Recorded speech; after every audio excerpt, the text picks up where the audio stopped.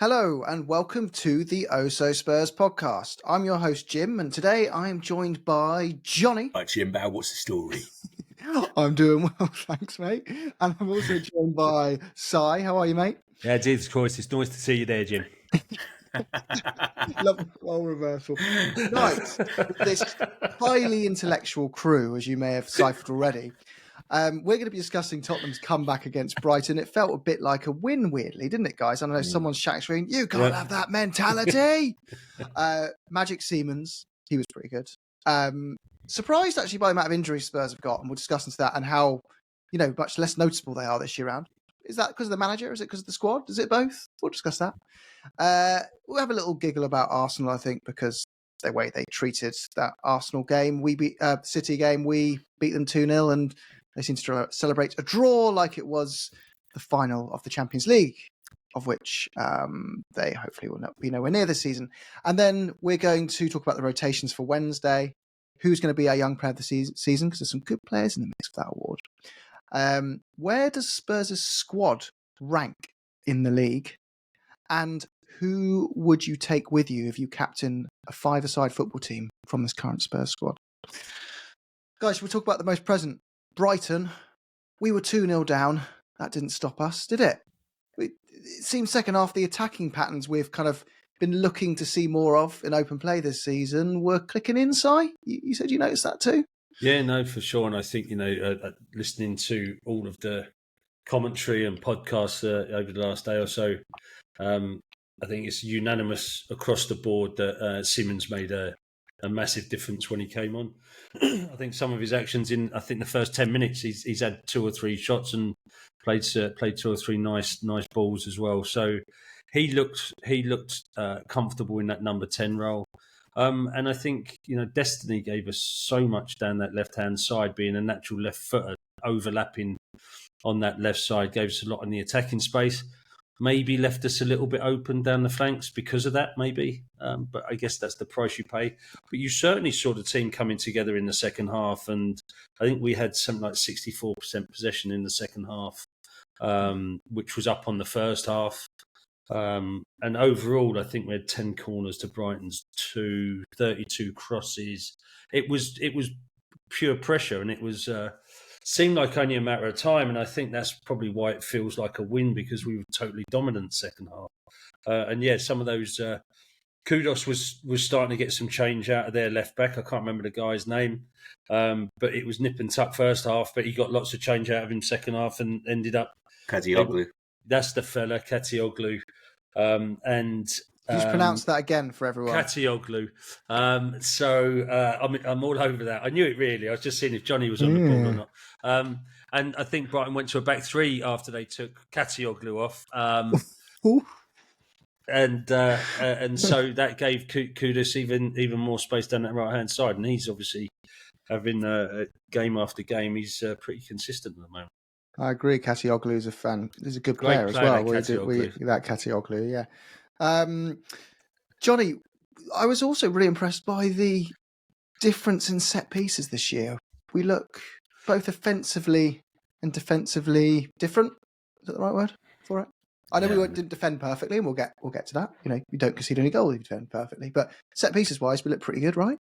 Well, yeah, Si's right. I mean, the number of, I think it seems to be happening in pretty much every game where we are dominating the corner count, and every time we get a corner, it's like I think, hang on a minute, am I a Spurs fan? Because I'm thinking we might score from this, because it's like for years you just thought, oh, it's a corner, that's good, because the other team isn't going to score for another 30 seconds, and it's like there's absolutely no hope whatsoever. Delivery was garbage. I mean, okay, got a little bit better last season, but for years and years, even Ericsson was useless. But our corners are unbelievably good, and they're like mixing them up. I remember like the 1 week before when Sarr scored against West Ham. The tender hooks there, crazy. Johnny. It reached such a height and came back down. We'll give him a sec. So, did you lose me there, Johnny? We did lost for a bit, you. Yeah, right at the bit where you were going to give us that absolute nugget. We lost you when you said idea. Since Christian Eriksen. But yes, and then I lost you. I can't remember, but I know it was amazing. No, But were you just praising Christian Eriksen's set pieces, No, I Johnny? Because wasn't. I No, always no. just remember this first man getting walloped in the face No, Yeah. that's every exactly time. what I'm saying. Yeah, no. I'm talking. You said variation, right?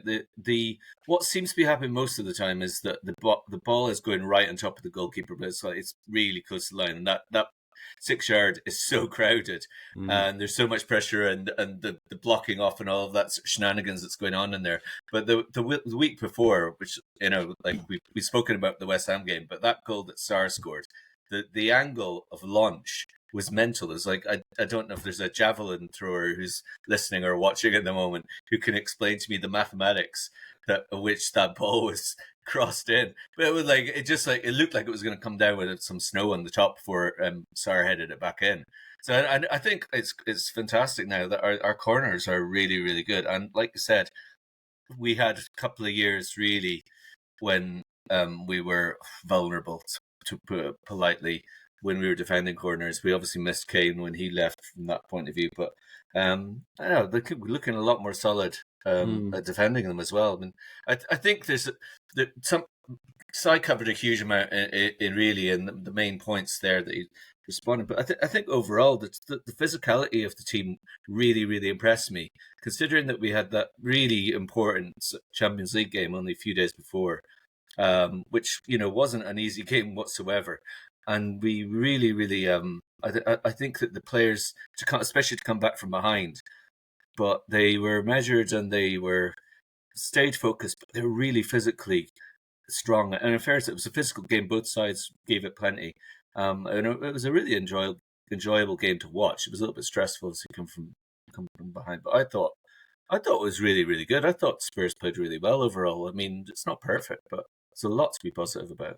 Well, as like JJ said endless times, as an actual coach who works and has worked in the league we're talking about, right, in some regards. Can't say his job on here.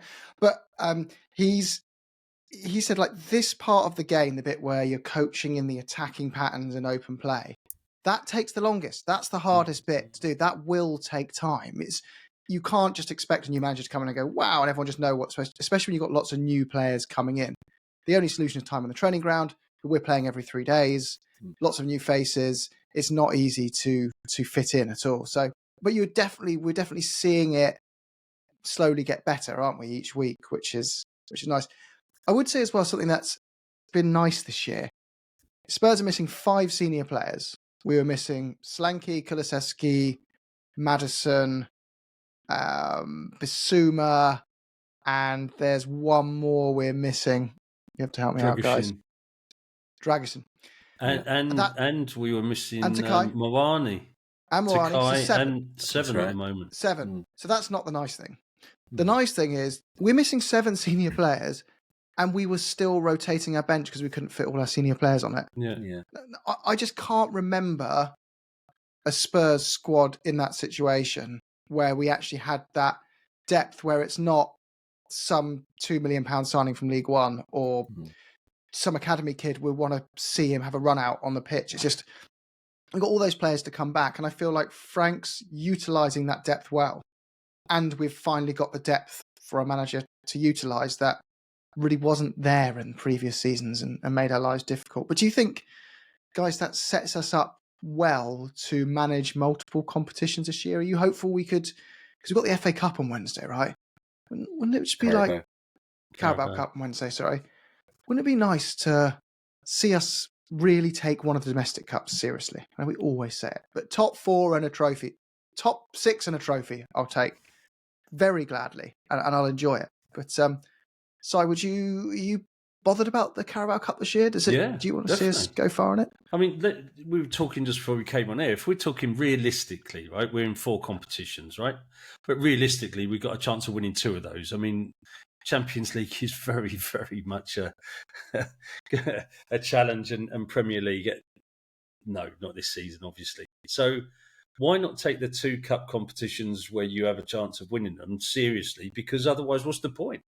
He's got a better squad than he had at Brentford. He hasn't got a great relationship with the cups, but I think that was because the primary objective at Brentford was stay in the league. At all costs, they have to stay in the league. So he could afford to deprioritise the cups a little bit. And I think we've got enough strength in depth that you can rotate. I would be a bit careful about rotating too many players that haven't had too many minutes this year so far. So rotating your fullbacks a little bit. Yeah, you could do that. I think Destiny could probably have another game in him this week if he's fit enough. Stick Spence on the right because he's had a rest. Give Porro a rest. Just stuff like that. So you're putting some players in that have had some league time, and then supplement that with one or two rotations of players where you need to get them minutes in their legs. Maybe an Archie Gray, and we see how that works. But those players should be good enough. Listen, should have been good enough against Fulham the other year, but against Doncaster at home, those players should be good enough to take us through for sure. And Johnny, I feel like our squad's got something that's been missing since Kane left, and it's a little sparkle of like a magic player. And I feel like Siemens could be that guy, right? We saw it against right. Well, he's the kind of player that in cups you want a player who just goes, "We're playing a bit rubbish, but watch this." And you're just like, yes. Are you excited? Do you think he should play on Wednesday? Would you chuck him in? Yes, I think so. I think I'd love to see him in the 10. I mean, we've looking at.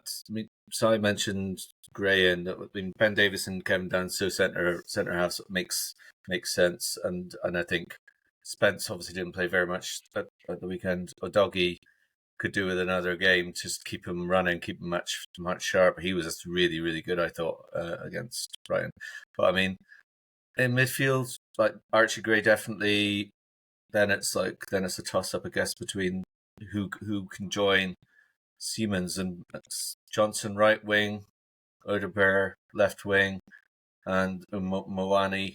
Hopefully, if he's available, it'd be great to start and it'd be a perfect game. I mean, no disrespect to Doncaster, because I mean, look what Grimsby did to United. I know United are a bit of a car crash and everything, but these games, I mean, and obviously poor old Ange went out against Swansea as well when they're 2-0 up. So I mean, you've got it should be very straightforward, and those players that we're talking about there really should be no match for Doncaster Rovers. Yeah. With all due respect, they've lost their last 2 games in the league.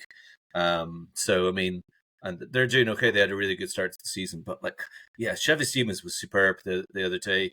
I guess he had 2 or 3 opportunities to score. His second shot was a brilliant save from the keeper, and then the first one he completely fluffed it. But the quality he made, he is absolute class. The difference that he shows in that opening up the chances, and he's still very young. So I hope that he will start, and I'd love to see him in the 10 as much as possible.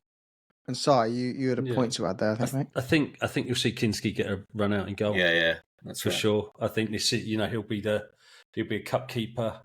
I don't know if he'll change both the centre halves, Johnny. I don't know. I think he might go Danso +1 and then swap over. Might get Mickey and Christian might get a half each. Danso run out. I don't know if he'll risk Kevin Davis there. Not sure. I mean, Doncaster at home, though, you've got to say you've got to be. You want to be getting to 60 minutes, a couple of goals up, with the ability then to, really, give the players that need a rest for the weekend the rest for the weekend, right? Yeah. You don't want to be getting to 60 minutes, drawing 0-0 and having to chase the game and throw the big boys on. There's still professional footballers. How many times have we seen clubs go, I'm going to rotate 10 players because on paper our players are all Premier League level, and then you play a side who's trained and drilled well together, who just go, let's get the fundamentals right, defend really aggressively, nick a set piece, and we can cause them a nightmare. And they get their set piece 10 minutes in, slow the game down, and you're going, oh my goodness, can't believe we don't have this player to bring on and that player to bring on. It can unravel quickly. You've got to, with your teams, you've got to get an early goal. You've got to dominate. I'd rather dominate the first 35 minutes with my best team and start bringing players off early than try and chase it and make up for it. Being at home should make a difference, though, right? If you look at the shocks, Forest were away at Swansea, weren't they? Man United were away at Grimsby. I think us being at home should be really the decisive factor. I can't go. I'm not flying back until Wednesday night, so I'm going to be in the air. I'll be landing, I think, when getting the result when I land. So Oh, I don't like In those. time for pens. In time for penalties. Pens.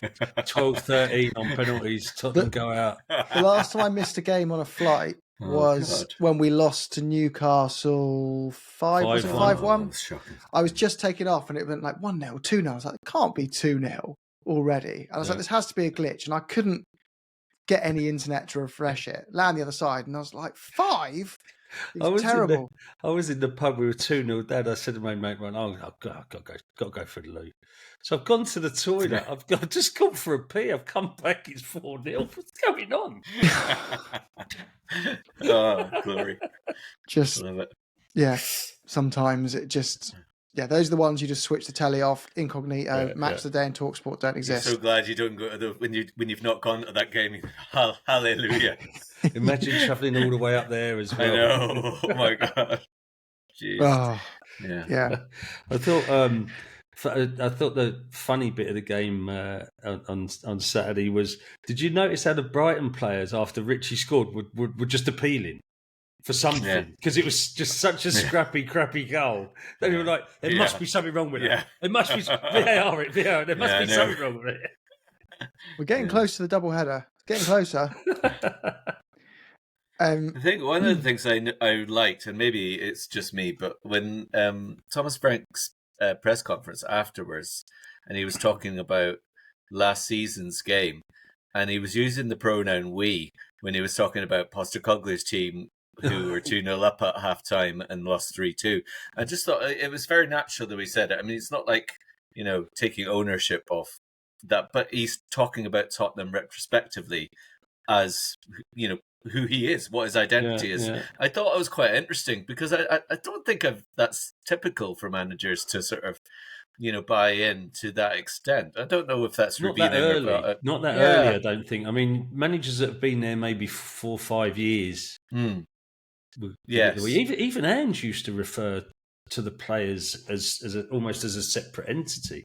Yeah. It was very different management style. I think one thing we'll say is Frank's done really well is a lot of our biggest reservations to him coming in was whoever comes in, the players clearly like the last guy a lot. Yeah. And they've got, and I know people are like, I told you Romero was going to sign that contract forever. I still think that, 2 things can be true here, where he clearly put a message out there to say, I'm frustrated by a decision here. And you're watching on the outside going, oh no, does this mean it's less likely he's going to sign? But Frank's completely turned it around. He's got all the players bought into him. Yeah. He's got Romero completely committed to the football club. And he's playing decent football at the same time. Seaman said that it was talking to Frank that convinced him to come to us above, the conversations he was having at Chelsea. I would hazard a guess there's something around the being deployed into that number 10 role and being the central player for us, rather than going and sitting maybe 29th in the pecking order for a number 10 at Chelsea. Yeah, there's that as well. And they did dither on. If the roles were reversed, we criticise ourselves a lot for dithering, but Chelsea couldn't get the funds together in time to really push that, and we took advantage of it. Like we're often taken advantage of. So take the positives there. How good is our squad, guys? Like, I still feel we're going to the season and we were having arguments on social media, so discussions saying this isn't a mid-table squad. This is a decent squad. Yeah, we're not Liverpool level. We need a left winger. Probably need another centre back. Probably need another fullback. But we've got a hell of a lot better squad than Aston Villa. We're not a million miles behind Chelsea, and squad depth-wise, we're probably deeper squad than Newcastle. Oh, for sure. Like, that surely plonks us into, if you're being generous, you'd probably say the 4th best squad. If you're being honest, you're probably saying 5th or 6th best squad in the league. Yeah. So should we? Why do we have expectations often then that, like, 5th or 6th would be a massive achievement? I think we should be understanding that it's a big change, and that if we came 7th or 8th, you give the manager another season or 2. But should we be aiming for 4th or 5th in our heads as fans this season, saying that's just what we should expect? Or am I being a bit too bullish? Where would you say, Johnny? Where's in your head? What is a great season as expected and below par, but I'm not going to cry over it. It's accepting still. It's quite difficult because, I mean, obviously the window's shut. We've got January. Generally, not a whole lot happens in January. We might get one or possibly two players in. Will that be a player who's a key signing? That's going to be difficult for a team to relinquish a player like that can make a difference. Yeah. So I suppose, like, on the basis of the current squad, without too many changes, and assuming also that injuries don't inflict the kind of issue that we've had last year and the year before, but particularly last year, I would say that, I mean, now I think that looking at the other teams in the first couple of months, I would say that fourth isn't out of the question. I think that Agreed. the fourth is probably realistically the best we can do.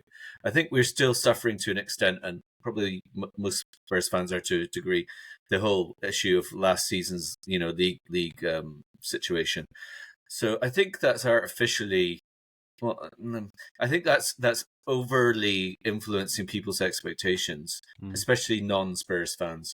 I think if we finish like 8th, I'd be disappointed at this stage. It doesn't mean that I would be gunning for Thomas Frank, because I just really feel, especially after like letting Ange go after 2 years with the trophy and everything. Okay, like I really feel like I want a manager to be with us for 5+ years. And I don't see that we're going to get a better manager in the door than Thomas Frank.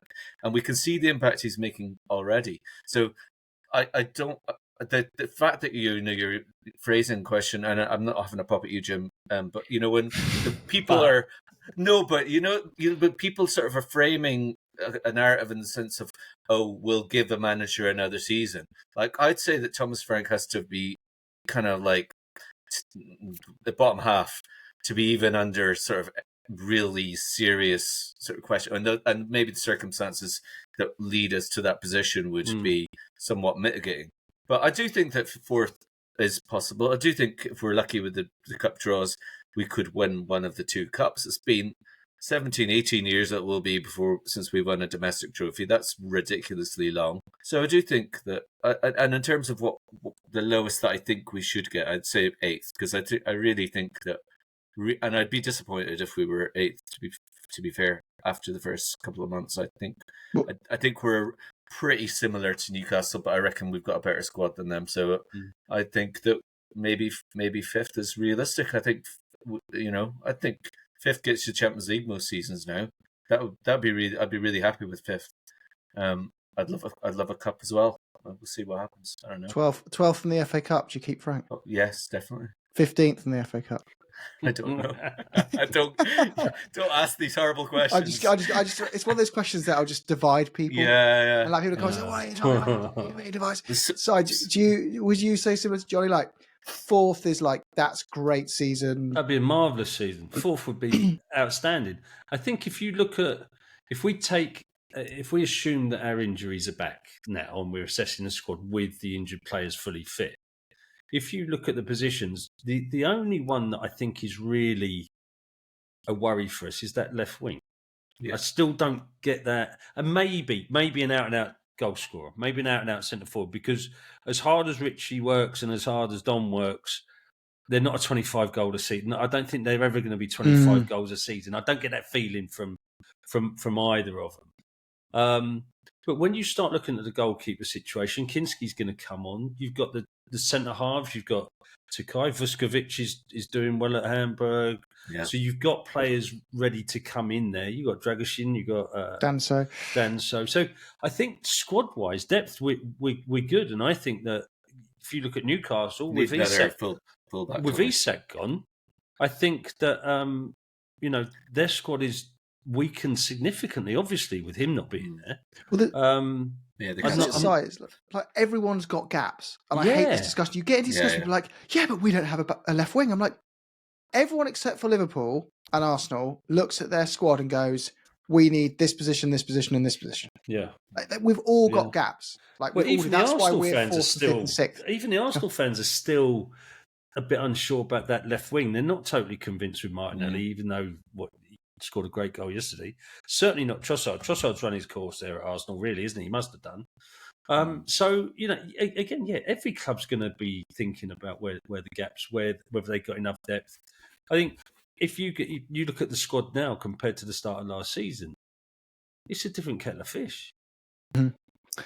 If you put fish in kettles, I don't know who does that, but well, it's those Scandinavians we keep buying with their kettles of fish, isn't it?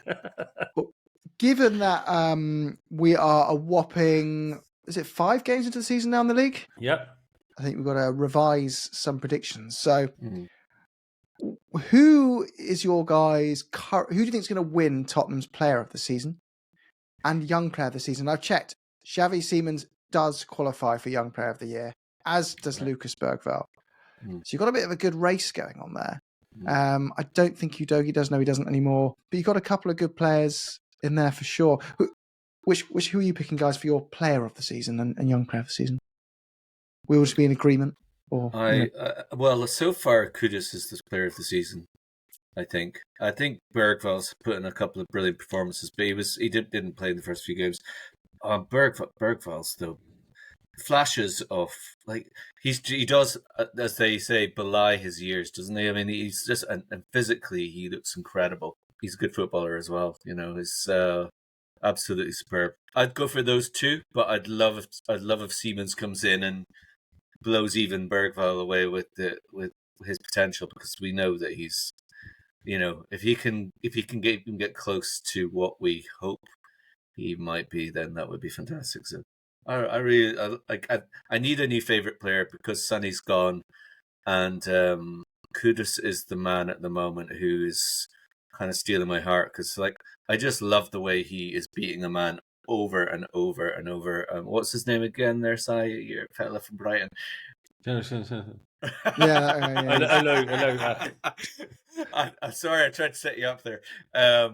No, it just happens game after game. The fullback knows what's coming, and he's still getting there to that byline. The delivery isn't quite there, but his physicality, his ability to retain the ball is unbelievable, and his work rate is incredible. Yeah. And in fairness, there's a lot of players who are kind of that ilk right now, and it's great to see, and that has to be coming from the coaching team. So yeah, that's my answer. Kudus and Bergvall. Kudus and Bergvall, same for you, Si. You got someone else for your Player of the Season and Young Player of the Season. It's difficult to argue against the two of them, isn't it? Really, And Johnny's point about Lucas in horse racing terms, he's definitely trained on, isn't he? Over in the off season, he's big time. He's a monster. So drinking lots of milk. If I'm going to go something different, I can't fully disagree with Johnny there, because they're two great shouts. But I think Sarr could be something special this year. I think I think Frank rates him a lot. I think between him and Bergvall, you're looking at that's your number 8 really. I think that's going to be the rotation in the 8. Those two, Bentancur and Paulinho, are going to probably rotate at the base of that, and I'm not too sure about both of them playing together. There were times where they looked a bit out of sorts on Saturday. So I'm going to go, just for the sake of going for something different, I'm going to go with Sarr. And I'm going to go proper left field. And this will shock you guys. If he stays fit, I'm going Richie. Oh! I think everyone in the comments is going to be saying you're absolutely... He's starting to... What has he done? He scored enough goals. He's a proper nuisance. The only thing I didn't like about him on Saturday was when he laid on the floor for that second goal. Because I think that distracted players. I think they were too worried about telling Brighton to kick the ball out. So that was one thing I didn't like in his game. But I think he ran his socks off again. I think I would love him. I put it this way: I'm not saying he will, but I would love him to have a season where he was Player of the Season and prove me totally wrong. Yeah, that'd be a nice story. I'm going to go for 20. Sorry, he's got 3 goals from 5 games. Yeah. He's another one. You get it with various players in the squad that people like. They're not what I want in that position for the long term. So I'm always looking out for what they don't do in games rather than what they do. Yeah. It's always like, but he should have done that at this moment. Forget the goal, because he could have had 2. Yeah. And you get that with certain players. I think it's Johnson's the biggest one, where it's just like, should be there. Why is he not there? And you could literally just, for any player on the pitch, you could just sit there all game going, should be there, should be there, should be there. But I get Johnson's frustrating to watch all that kind of stuff. But yeah, I get Richie gets a bit of that as well. It's a bit, yeah. What about you, Jim? Siemens as player of the season and Bergvall as young player of the season. There you go. Yeah. Didn't expect that, did you? One of them to take the actual award. Both of them. There you go. Could a young player get the player of the season as well? Yeah. They could, can't they? Yeah. Didn't Bale win player of the season and young player of the season? I think I think he's still winning young player of the season now. Isn't he? Yeah, no, I think he did. Back in the day. Yeah. Right, guys, last bit here. We've got to pick a five-a-side team. We're captains of our teams playing each other. So we're playing. We're captains of our teams. We're playing each other's sides, right? Yeah. But you go around the room and you pick a player, but you can't pick one that's already been picked. Oh, for God's sake. So... Okay, so we're taking in turns. Yeah. So... All right. So you've got to state your own position as well. Yeah, that's easy. Go on, Johnny Walker. That's easy. You start, mate. I am a goalkeeper for very obvious reasons. So that means I can't pick Johnny to go in goal then? Yeah, unfortunately. Oh, sorry. Scrub that. Yeah. Right. I'm just hoping that my team's so good I don't have to face any shots. But at least I don't That's have the to only run. position you really need in five-a-side. Everyone else just runs around, don't they? Yeah. So Johnny's goalkeeper. Yeah, big time. But who's your first pick? They're lined up in goals Wimbledon. Yeah. They're all lined up there, the Spurs squad, and they're all going, pick me. And you've got Dragusin at the front and Crutches going, pick me. You're going to pick. I'm not going to pick Kevin Danso because I don't need a long throw. That'll be quite impressive. No, listen, it's got to be Big Mo, my new beau. Kudus does not let go of the ball, and he's obviously got a great shot. Well, he's got a hard shot, I'd say. And he's really strong, really powerful, and he doesn't give away the ball. So Mo Kudus is my team. And by the way, in the comments after this, you're going to vote on whose team would have won in this fictional competition. I'm a bit concerned with Kudus, though, Johnny, that he's just going to be blasting the ball into the pitch 5 down. He's not. He struggles with a full-size goal. Sai, where are you playing? Clearly in goal. Okay. Goalkeeper, size we got. And who are you taking with you in first pick? I'm going first pick, my captain, Cootie. Yeah, that was my next choice. Well, okay. I'm going to goal. Actually, no, I'm not going a goal. Yeah, I am. They're absolutely struggling. I wouldn't be able to run, would I? Go on, Jim. Put yourself out. I'm going centre forwards. Put yourself up front, Jim. I'm going centre forwards. I'm going centre forwards. I'm just going to stand on the goal mouth all game. No, I'm not. You know what? Actually, no, I'm not. I'm gonna put myself. I'm just going to lie across the face of the goal as like a blockade. I'm going to put Kinski in goal for me. I think he'd be a cracking five-a-side keeper. Yeah, for sure. But she's a goalkeeper. I picked him now. But what you gain with that, you lose 100-fold by having you outfit. Yeah, totally. Right. Jim up against Cootie. Oh God! What have I done? Right, I'm revising it. No. You can't, mate. You're in. I've written you down. You committed. Yeah, I've written you down. No, but I'm not up front. I'm just a waste. As if you guys are going to stop a shot from a Premier League striker. I'm pretty certain Romero's going to stop all of those shots. All right. So depends which far, part of my anatomy it hits. Johnny, you're next up. You've got to pick your third. Well, hang on. Who did you pick out for your player? I've got Kinski in goal. I think it's going to be a cracking for that's right. All right, yeah. I forgot about that. So I get to pick. I picked a second choice goalkeeper as my terrible decision. Anyway, what an absolute! I think he'd be a cracking. I think he'd be better five-a-side than Victor. He'll be a rush keeper. He could run out. Yeah, goalie do all that stuff. It's the whole squad and everybody's fit. Yeah. Okay, I think. Listen, I'm going to be consistent. I went for Kudus and Bergvall. I'm going to go with Bergvall as my second choice as well because he's just so strong. He's so silky. He's got the skills to beat players. He's got a good shot. So yeah, Lucas is in my team. You're a bit peeved, sorry. Oh, yeah, Johnny. Yeah, I think I'm winning this. At least you're gonna beat Jim's team. Yeah, well then I'm going middle of the park. I'm going Siemens. Oh, damn. Yeah, fair. I like any day. I think Romero would just be like, say, stand there. That's a terrible accent. Just stand there. Yeah, where's he come from? Just stand there. You're just in the way. Yeah. And I think, Johnny, you get the same treatment from Kudus, who just take a big sigh when the ball goes under you, and they just pick you up and they just put you on the side and then just start playing without us. And we just watch. So, yeah, my third one, we can pick who's going to be really... You need... Siemens would be good because he's so technical, but you need either someone so technical or strong, he's don't you? Quite low centre of gravity. He's bossing that. I think I need a defender in there because I can't be the only defender. I think I have to put Van der Ven in. Yeah, that was my next one.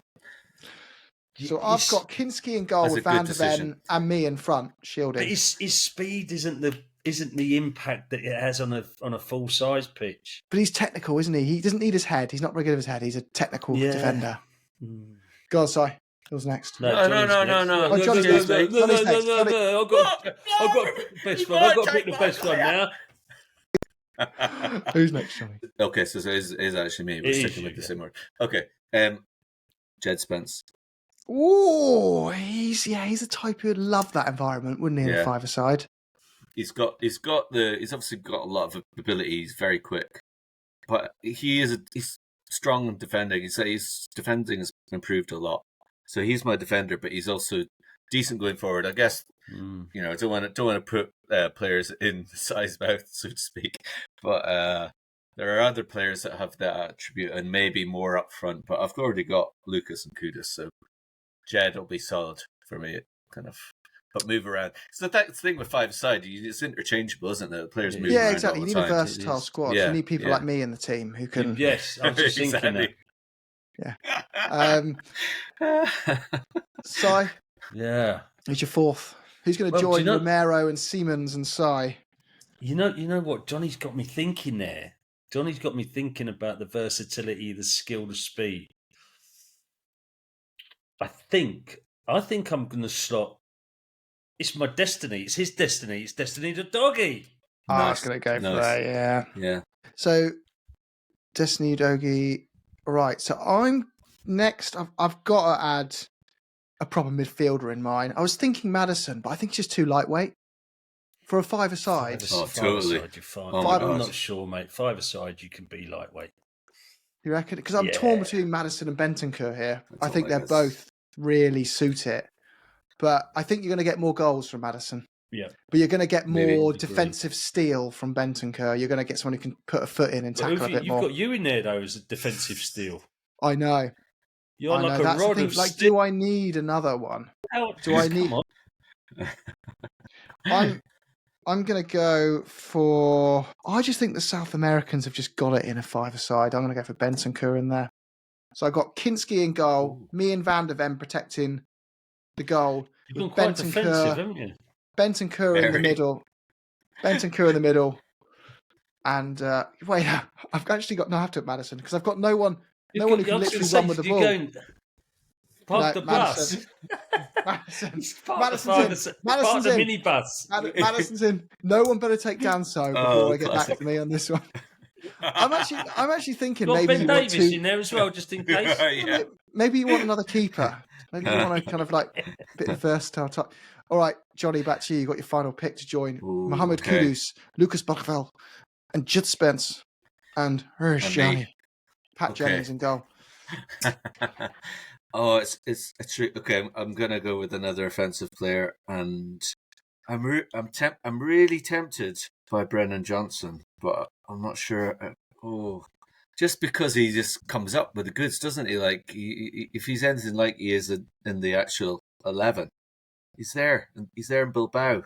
He's always there at the back post. He's a good finisher. He's a really, really good finisher. I'm just looking at who's still available.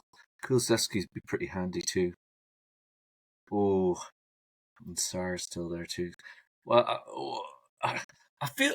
Do you know what? This is not the right way. This is not the right basis for a decision. But I'm just gonna his jersey's there because there. His jersey's there, and the man deserves a bit of respect, and he's gonna win me. He's gonna lift me the trophy. Can you imagine when he gets the call that you've picked him? He's going to say, Brennan, it's because I think you deserve some respect. And All right, I'm gonna so- go with BJ. He's going to go for BJ. Yeah.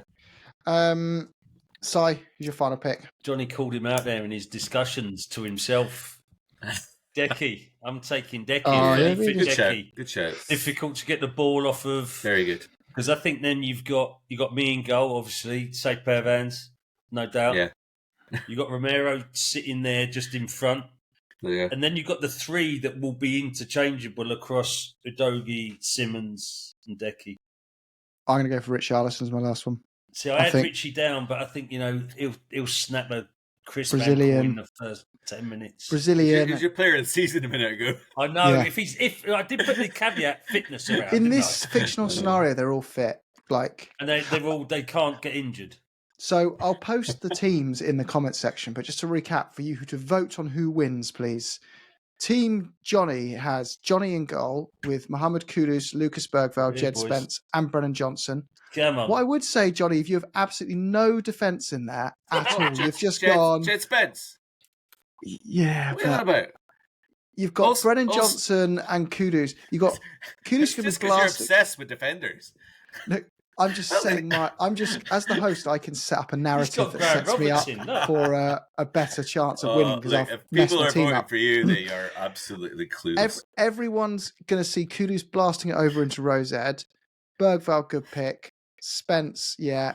BJ, there's no creativity in your midfield, Johnny. There's no Lucas defensive Bergveld. steal. I think you're in trouble there, mate. You're right. Moving to side. Oh, Decky God. can't score. Udogie, yeah. Simmons, yeah. Romero, yeah. Side. Oh, not sure about you in goal, mate. yes, I. Come on. Ooh. The only Look how side big with they are. Look how big the hands are. No, but the my only fucking hands side are. with an actual Doesn't even fit in the goalkeeper. camera. Only Right. side with an actual goalkeeper is Kinski.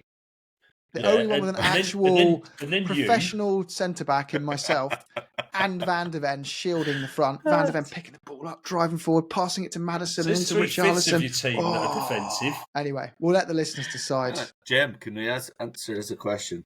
When you were in school, like whatever place that was that played croquet and stuff, did first of all, did they have a football team? And Yes. if they did you get picked? So I was in the football team, but it wasn't hard to be in the football team because if you could run forwards with a ball, you were in the football team. Okay. Because we did so many different sports that they just didn't have enough kids to go around the sports. So Yeah. pretty much, if you were in shape, you were in Rowing? the team. Did they do Rowing rowing? was my main thing. National champion. I'll have you know, national champion. I was Really? a national champion at rowing. Yeah, I was. You were. Yeah, I generally was. Yeah, won nationals when I was 18. More like Part of an Pablo. 8. I wouldn't say it wasn't just me. Yeah, you're a part big of a crew of lad, 8. actually. Yeah. But you the cock? Wow. yes, I was stroke. I was the guy at the front. Faster. Faster. Ben Hur. Animal speed. Butcher's apron on him. Oh, here we go. Oh, so if I Google that, I'm going to actually find something that says magic. I'll Jim send you Brilliant. some pictures. Oh, brilliant. You just revealed my real name. Oh, you No just one edit knows that. bit Now I'm going to have someone at the door. out. Anyway, boys, I better jump. Because Go my on. son is... Oh. As you've seen, he's been in twice. He wants me to read his book. Oh, But- come on, Jim. Get a grip. Vote on the 5-a-side. Just list them in order. Johnny, Si, and Jim. So, Team Johnny Vote for was the Oso Johnny, sides. Come on. Kudus, Bergvall, Spence, and BJ. Si was Si, Romero, Siemens, Udogie, and Decky. And mine was Kinski, myself, Van de Ven, Madison, and Richarlison. And let's have yours. And up the Spurs. Yeah, let's go. Spurs.